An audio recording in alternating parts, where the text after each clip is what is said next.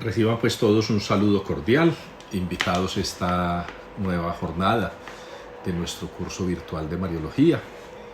Démosle gracias al Señor que nos da la oportunidad de encontrarnos de nuevo en este espacio no tan personal, pero en el que nos hemos aprendido a reunir, a juntar, en el que hemos sido capaces de aprovechar al máximo estas ofertas tecnológicas para lograr aquello que el distanciamiento social nos ha impedido, en aras pues de la salud y la seguridad de todos.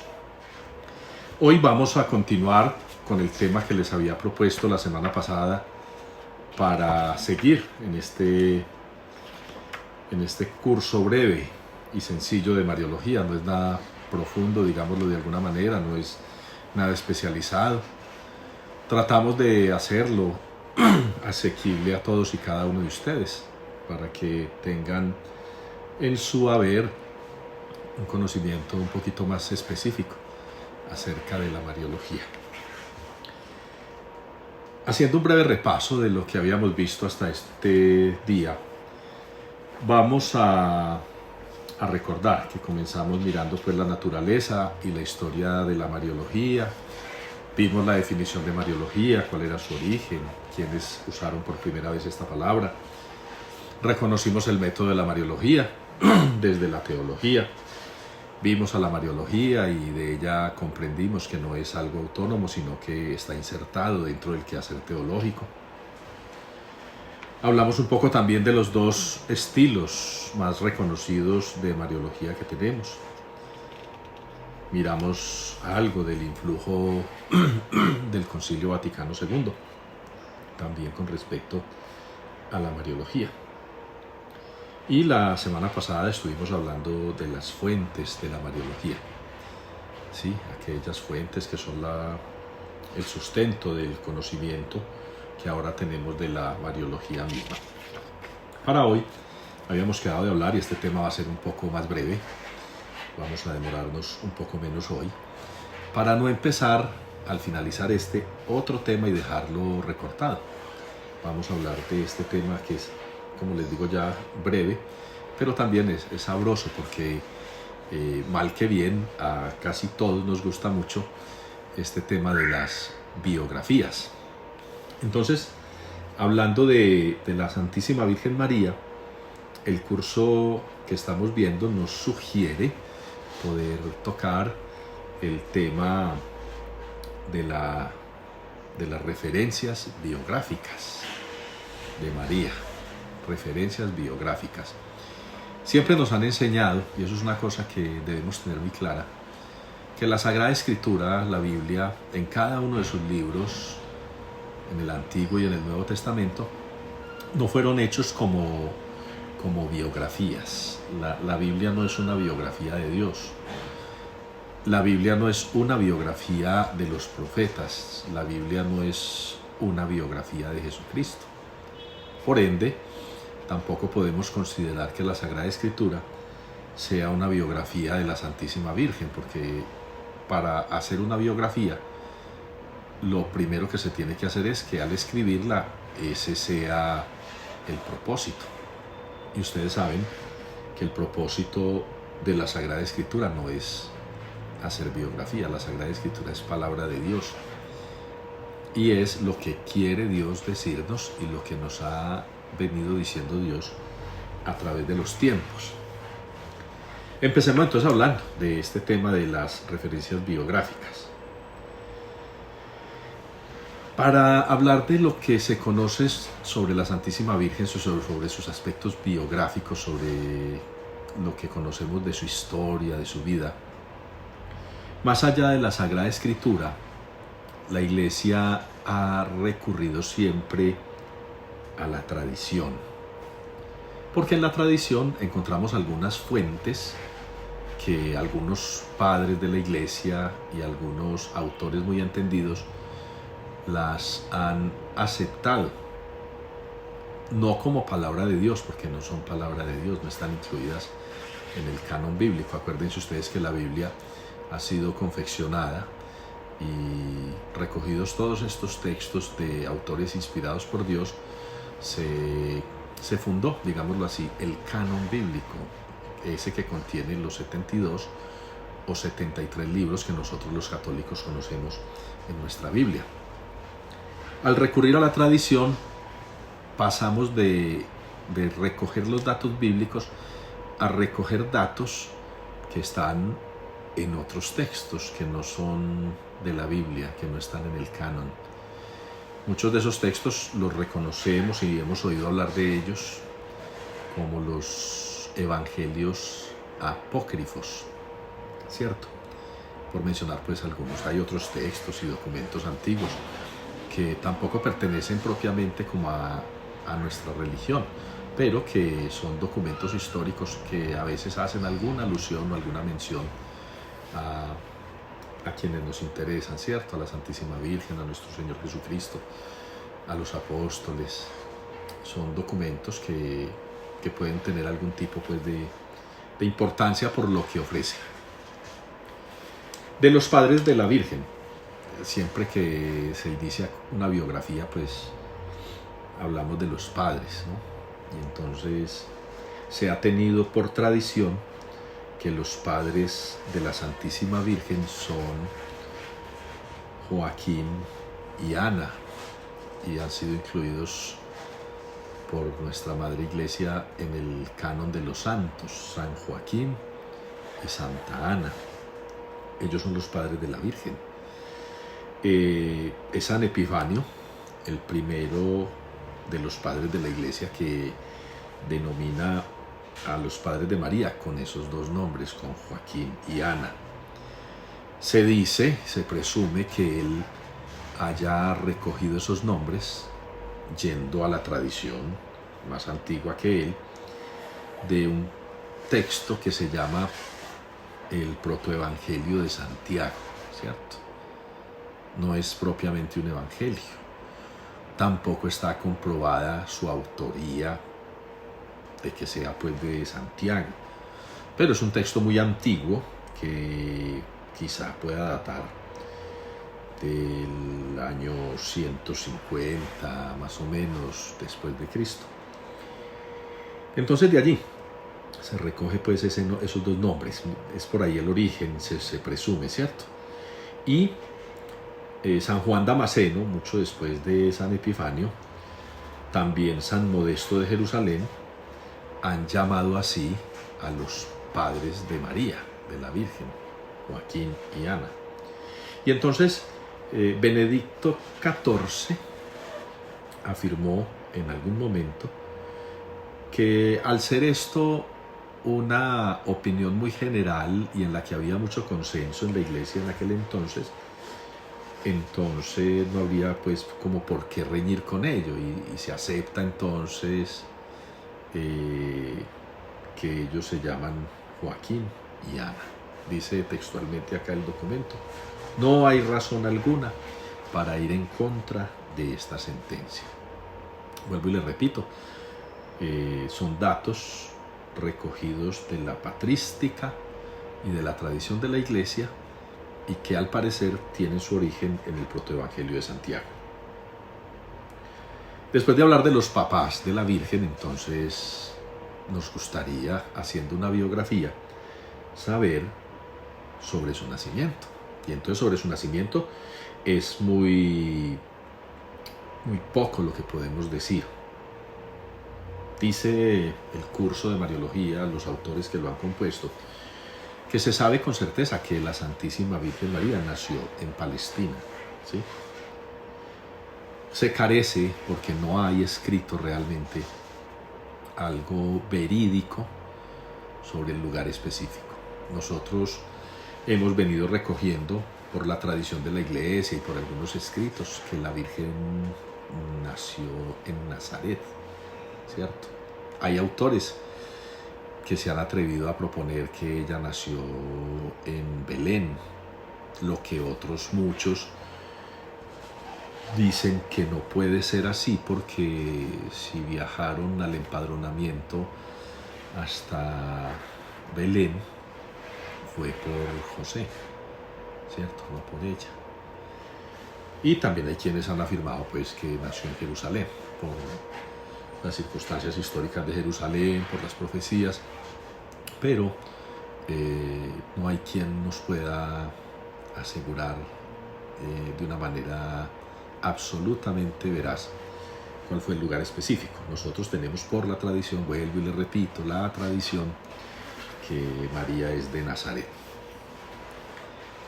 Y al nacer la Virgen, como cualquier ser mortal, como cualquier ser humano, como nosotros que hemos tenido también un nacimiento, en eso es muy lindo compartir la humanidad de la Santísima Virgen, porque ella compartió con nosotros lo mismo, el ser engendrada, el haber nacido, el venir de una familia y también de un linaje, ¿cierto? Linaje es a lo que nosotros llamamos coloquialmente nuestros antepasados, ¿sí?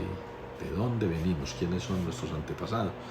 Hay gente muy juiciosa y que tiene tiempo y, por ejemplo, han armado su árbol genealógico. Hay gente que sabe quiénes son sus padres, quiénes son sus abuelos, quiénes han sido los papás de los abuelos y los papás de los papás de los abuelos, y llegan a bastantes generaciones. Otros ni nos hemos inquietado, ni hemos sentido como interés, ni sacado el tiempo para ponernos a investigar. Pero hay gente que lo hace, y es un ejercicio está bonito. Acuérdense ustedes que en los textos de los evangelios también aparecen genealogías, ¿sí? Ese linaje es la genealogía. Esa genealogía es lo que nosotros aquí en nuestro medio llamamos esa lista de antepasados. Frente al linaje de la Virgen, a su genealogía, hay dos opiniones también, ¿cierto? Acuérdense que estamos hablando de que se recogen datos de la tradición y de esos textos antiguos que no están en el canon bíblico. Hay una primera opinión que dice que María era originaria de la tribu de Judá y de la estirpe de David. Argumentan eso pues con el texto de San Lucas, Lucas 1:31, ustedes que están tomando notica. Es muy bueno que apunten esas citas y después las puedan leer. Yo no se las cito aquí ni las leo para poder optimizar el tiempo, para que nos alcance para bastante. Se basa en Lucas 1:31-32, citando las palabras del ángel en las que se dice que Jesús será grande y le dará el Señor Dios el trono de David, su padre, ¿cierto? Y esas palabras están en el contexto de la concepción virginal. Acuérdense ustedes que ante el anuncio del ángel es que se da la concepción, la Inmaculada Concepción, la concepción virginal de la Santísima Virgen María, que va a dar a luz al Hijo de Dios. Esto nos daría a entender que la Virgen María pues tiene un parentesco davídico, es decir, viene de la estirpe de David. María es de la familia de David. Pero también hay otra opinión que dice que María pertenece a la estirpe sacerdotal, ¿sí? No a la estirpe real de David, sino a la estirpe sacerdotal ya de las hijas de Aarón. Acuérdense ustedes que a Aarón se le confiere pues como ese raigambre sacerdotal. Y entonces, por su parentesco con Isabel, la Santísima Virgen María participaría también de la pertenencia a la estirpe sacerdotal. Es decir, la Santísima Virgen María sería de la tribu de Leví y de la familia de Aarón, ¿sí? Esas son las dos opiniones que hay. Son dos opiniones pues que tienen su sustento en textos, en redacciones y sobre todo en el estudio de las tradiciones de la época. No podemos nosotros entrar como a hacer una apuesta o un pulso para discutir esto.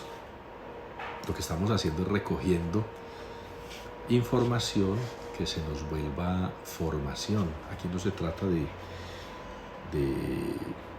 dar por sentadas verdades, sino recoger esos datos que nos sirven a nosotros para reconocer en la Mariología un estudio serio acerca de la Santísima Virgen María. Es muy bonito que haya estas dos tendencias, estas dos opiniones, me parece a mí, porque lo que buscan a la final los autores y los estudiosos es poner a la Virgen María en ese contexto que enriquece ese ser de Cristo como sacerdote y como rey, ¿cierto? El linaje de David y el linaje de Leví, ¿cierto? De Aarón, y de allí la tradición sacerdotal. Vamos a seguir entonces, vamos a mirar ahora el matrimonio. El matrimonio. Esto sí se ha recogido mucho, este tema de lo que tiene que ver con el estudio histórico de la época, ¿sí? Cuáles eran las costumbres, cuáles eran las usanzas, cuáles eran las tradiciones. Nosotros sabemos por nuestro conocimiento y por lo que hemos logrado aprender en el estudio bíblico y en el estudio de la historia de la salvación y de la historia de la Iglesia, algunas costumbres del pueblo de Israel, de aquella región en aquella época. Acuérdense ustedes cómo en los evangelios a veces nos citan que los judíos hacían tal cosa, que a ellos les gustaba hacer tal otra, que se purificaban en este momento, que pensaban en aquello. Así sucede en este estudio también, nos enteramos de detalles para poder comprender a veces el lenguaje y a veces las cosas que suceden. Por ejemplo, se dice, y está contenido en la Escritura, que María fue desposada con un varón de la casa de David llamado José, hijo de Jacob. Si leemos a Lucas 1:27 y a Mateo 1:18, allí lo vamos a encontrar. También hay la tendencia a considerar que su profesión era el ser artesano, ¿cierto? Siempre hemos tenido a San José como carpintero, y de Jesús han hablado muchos autores a través de la historia, el hijo del carpintero. Es un arte manual, la carpintería, por eso se le llama artesano, ¿sí? ¿Qué podemos decir de la edad? En aquel entonces, la edad para desposar ya a una mujer sería entre los 14 y los 18 años aproximadamente, ¿sí?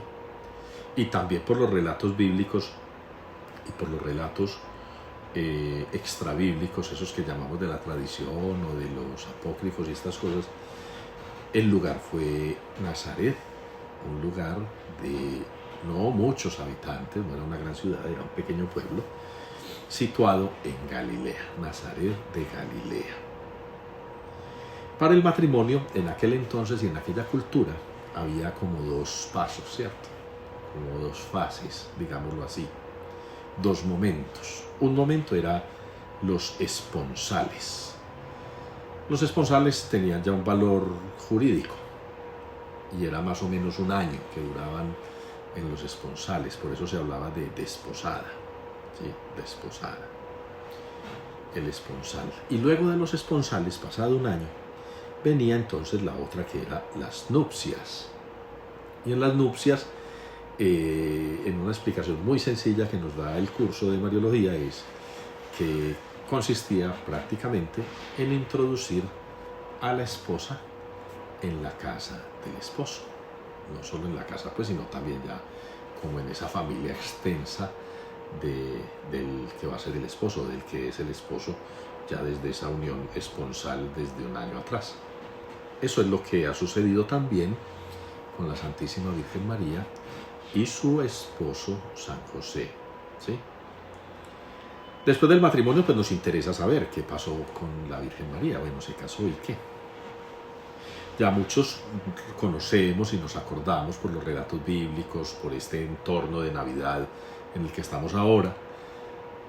Recordamos qué sucede, ¿cierto? Desde el anuncio del ángel y todo lo que viene De ahí en adelante, el desplazamiento hacia Belén para ese censo, luego la visita de los pastores, luego el nacimiento pues, del niño, en todo ese contexto de la visita de los pastores, de los reyes, el nacimiento del niño Dios, la negada que les hacen de posada en los lugares,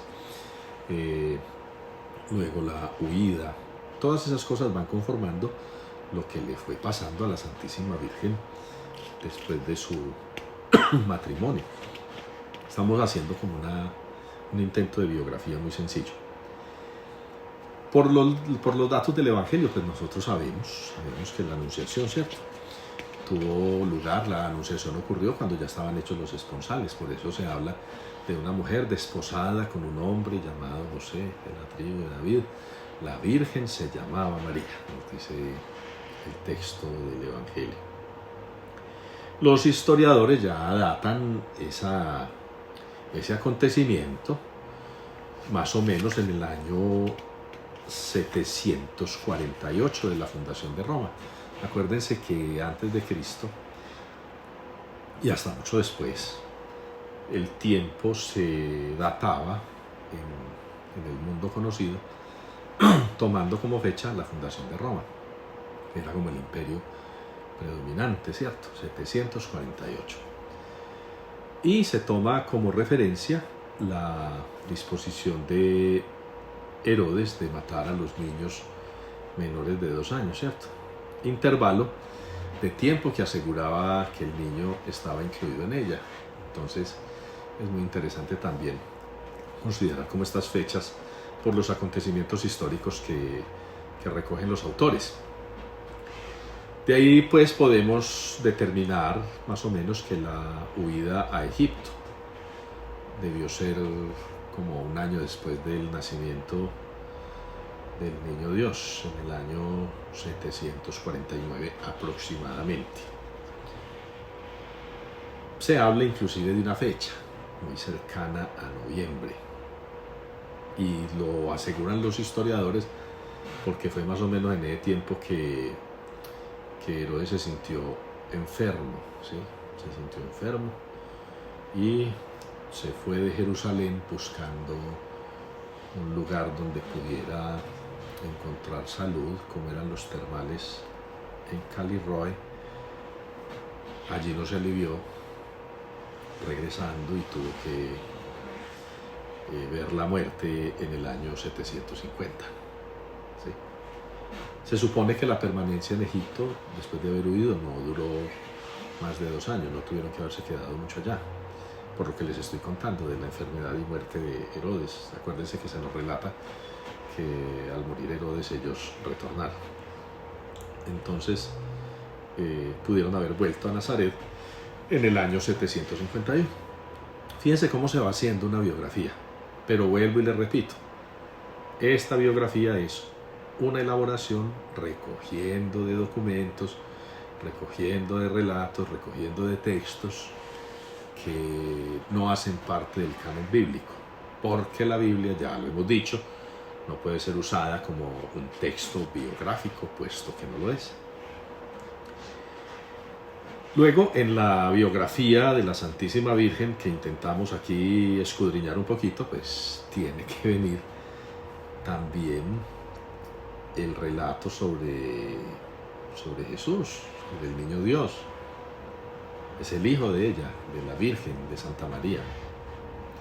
Y entonces, si se empieza como a buscar datos, empezamos con un dato que es para nosotros muy especial y de relevancia también, que es el de la pérdida del niño Dios en el templo, ¿cierto?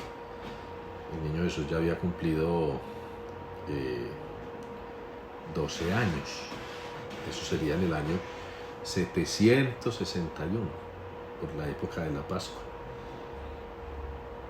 De ahí en adelante, después de la pérdida de hallazgo del niño Dios en el templo, no tenemos más datos de la vida pública de Jesús. Acuérdense que no se vuelve a saber del niño Dios bíblicamente hasta que comienza eso que llama la Sagrada Escritura, la doctrina y la tradición de la Iglesia, lo llaman la vida pública, ¿cierto? Que comienza a los 30 años y dura 3 años hasta la muerte y resurrección de Cristo mismo. Esos datos que tenemos los hemos encontrado en San Lucas, en el Evangelio, en el capítulo 3, versículos 1 y 2, ¿cierto? Porque él dice que Juan Bautista comenzó a predicar, y entonces tenemos como dato el año 15 del imperio de Tiberio César, y entonces se nos arroja otro dato histórico: era Poncio Pilato procurador de Judea, y nos arroja otro dato: Herodes tetrarca de Galilea, y nos dice también que su hermano Filipo era tetrarca de Iturea y de la región de Traconítide, y Lisanias tetrarca de Abilene. Ahí están esos datos, fíjense, son datos históricos que recogemos también del Evangelio muy brevemente, sin mayor profundización en el tema. Ahí se va asegurando un poquito la fecha de datación de todos estos acontecimientos iniciales de la vida de Jesús, luego de su revelación pública, digámoslo de alguna manera, ¿cierto? Eso es más o menos al año 780 de Roma. Y como ya comenzamos a contar con después de Cristo, entonces el año 27 de la era cristiana. Entonces ya tenemos el 780 de la fundación de Roma, es el año 27 de la era cristiana. Ya Jesús allí debía tener unos 31 años, y la Virgen María, por lo que hemos dicho ahorita, de los 14 a los 18, podía haber tenido entre 46 y 50 años. A través del Evangelio de San Juan y de la fecha de la muerte de Jesús, un viernes del mes hebreo del Nisan, dentro del mes de marzo o abril de nuestro calendario. Allí vamos a encontrar referencias de Mateo 27:62, de Marcos 15:42, de Lucas 23:54, de Juan 19:31.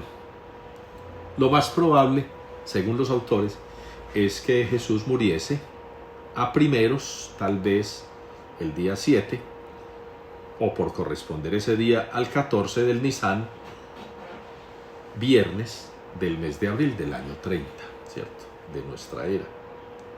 A la muerte de Jesús, podríamos decir que María estaba entre los 49 y los 53 años. Acuérdense que estamos como recreando la biografía de la Virgen, entonces por eso mencionamos su edad. Luego viene otro dato biográfico que se tiene en cuenta pues en esta elaboración, y es: después de la muerte de Jesús, ¿qué hay después de la muerte de Jesús con la Santísima Virgen? Y bíblicamente encontramos que a partir de esa fecha la Santísima Virgen María aparece en los Hechos de los Apóstoles. Nosotros lo hemos leído muchas veces. En los Hechos de los Apóstoles aparece ella esperando la venida del Espíritu Santo en el cenáculo, allá en Jerusalén. Ese dato es bíblico, lo encontramos, como ya les dije, en los Hechos. Juan, el evangelista, en el capítulo 19 de su evangelio, versículos 25 al 27, en esa escena del Calvario nos relata cómo Juan toma como madre a la Santísima Virgen, y se dice que de ella cuidó solícitamente, es decir, puso todo su esmero y su empeño en cumplir como en esa misión, esa tarea que el mismo Jesús desde la cruz les puso pues recíprocamente. Acordémonos de las 7 palabras, ¿cierto? Madre, he ahí a tu hijo, hijo, he ahí a tu madre, y todas las enseñanzas eclesiológicas, teológicas, doctrinales que se han emanado de esa expresión en nuestra relación con María. De allí no hay más datos, para ser honestos pues, y citar a los autores, no hay más datos bíblicos sobre la Santísima Virgen. Dice, teniendo como fuentes la tradición y algunos textos apócrifos, ¿cierto?, que pudo haber sido en Jerusalén o en Éfeso donde se realizó la Asunción de la Virgen. Acuérdense que nosotros profesamos en nuestra fe que Dios llevó a la Santísima Virgen María en cuerpo y alma a los cielos, que la preservó pues de la corrupción física, de la corrupción corporal, y por ser ella inmaculada pues mereció ese regalo tan maravilloso. Hasta aquí es lo que tenemos de datos biográficos de la Santísima Virgen María. Esto es lo que nos cita pues este documento que estamos usando como base para este curso de Mariología. Yo les agradezco mucho que se conecten y que participen de estas pequeñas charlas. Ya les he advertido mucho, no pueden esperar gran cosa de mí, no soy muy preparado, no he ido a universidades lejanas a traer conocimientos muy profundos. Recuerdo mis estudios en el seminario, en la Bolivariana, y procuro leer y actualizarme un poco. Habrá otros doctos en muchos temas y mucho más oídos, leídos y seguidos. Yo les doy de lo que tengo, como dicen aquellos apóstoles también en los Hechos. No tengo esto ni aquello, pero les ofrezco esto que tengo. Les pido disculpas pues también por el tono de la voz y la tosecita que me han estado agobiando estos días. Gracias a Dios no es coronavirus, sino una leve gripa pues que me cayó y de la que me he estado cuidando bastante. Le pido al Señor que los bendiga mucho, que los acompañe, que les regale mucha gracia y paz en este final de año. Vamos a darles un descansito a ustedes durante 2 semanas para volvernos a encontrar en este curso de Mariología. De todas maneras, yo les prometo que les grabo también para que puedan el martes 5 de enero y el martes 12 de enero pues entrar a YouTube y ver el video, así no lo hagamos en directo, pero que tengan ustedes material para seguirse formando, para que no perdamos el hilo. A mí me da pena y pesar que perdamos el hilo, no quiero que eso pase. De nuevo, muchas gracias, de nuevo muchas bendiciones. Les ruego al Padre Celestial que los cuide y acompañe en este nuevo año, y a la Santísima Virgen pues que siga extendiendo sobre nosotros su manto tutelar. Les ofrezco en el nombre del Señor la santa bendición, en el nombre del Padre, del Hijo y del Espíritu Santo. Amén. Dios les pague a todos. Feliz Navidad y un año nuevo lleno de bendiciones.